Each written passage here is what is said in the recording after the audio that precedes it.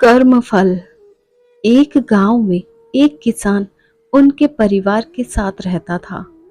किसान और उनका परिवार एक संत महात्मा की सेवा किया करता था और संत महात्मा के उपदेश पर उनका परिवार जरूरतमंद लोगों की सेवा भी किया करता था। उनके परिवार में सभी लोग प्रेम भाव से रहते थे, लेकिन उनका एक बेटा था जो कि दोनों पैरों से अपाहिज था। सेवा करते करते बरसों बीत गए। उसका परिवार कभी कभी यह भी सोचता था कि हम सब इतने प्रेम भाव से संत महात्मा और जरूरतमंद लोगों की सेवा करते हैं, फिर भी हमारे परिवार में इस बच्चे के साथ ऐसा क्यों हुआ? इसका क्या दोष था जो वह अपाहिज है? एक दिन की बात है, जब संत महात्मा का सत्संग चल रहा था। हजारों लाखों श्रद्धालुओं उस सत्संग में बैठे हुए थे।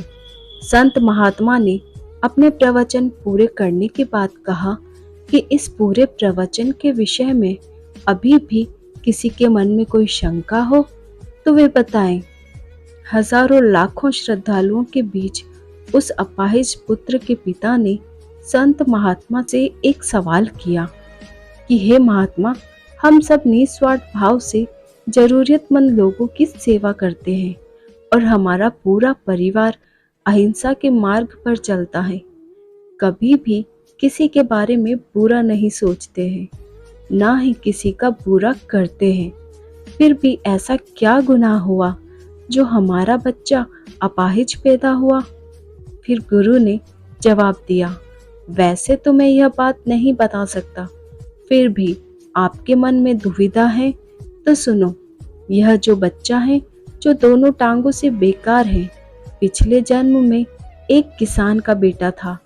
रोज खेत में अपने पिता को दोपहर में भोजन का टिफिन खेत में देने जाया करता था।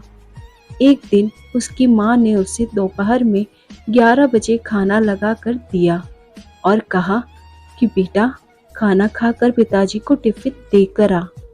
इसकी माँ ने खाना परोसकर थाली में रखा कि इतने में उसके किसी दोस्त ने आवाज लगाई, तो वह खाना वहीं छोड़कर अपने दोस्त से बात करने बाहर चला गया। इतने में ही एक कुत्ता घर में घुस आया और उसने थाली में मुंह डाला और रोटी खाने लगा। लड़का जैसे ही घर में वापस आया और कुत्ते को थाली में मुंह डालता हुआ देखकर पास ही में एक लोहे का बड़ा सा डंडा पड़ा हुआ था। उसने यह भी नहीं सोचा कि खाना तो जूठा हो चुका है। बिना सोचे समझे उस कुत्ते की दोनों टांगों पर इतनी जोर से लोहे का डंडा मारा कि वह कुत्ता अपनी जिंदगी में जब तक जिंदा रहा दोनों पैरों से बेकार होकर घसीटते घसीटते जिंदगी जिया और तड़प तड़प कर मर गया। यह उसी कुत्ते की बद्दुआ का फल है जो इस जन्म में यह दोनों टांगों से अपाहिज पैदा हुआ है। संत महात्मा ने कहा, पुत्र, इस संसार में इंसान को अपने अपने कर्मों का फल भुगतना ही पड़ता है। इस जन्म में अगर किसी की टांग तोड़ी है तो स्वाभाविक है कि अगले जन्म में आपकी टांग टूटनी ही है। अगर आप किसी को नुकसान पहुंचाओगे तो आपका भी नुकसान होना ही है, इस जन्म में नहीं तो अगले जन्म में। इसलिए जो भी कर्म करो सोच समझ कर करो। आप अपने कर्म फल से नहीं बच सकते। आप जहाँ भी जाते हैं, जो कुछ भी करते हैं, आपके कर्म ही आपको शांतिपूर्वक देख रहे होते हैं। किसी भी दिन आपको आपके कर्म का फल पृथ्वी पर वहन करना ही होता है। इसलिए हर समय उचित कर्म करना अनिवार्य है। भगवान श्री कृष्ण ने गीता में कर्म को प्रधानता देते हुए यहाँ तक स्पष्ट किया है कि व्यक्ति की यात्रा जहाँ से छूटती है, अगले जन्म में वह वहीं से प्रारंभ होती है। जो प्रकृति के नियमों का पालन करता है वह परमात्मा के करीब है।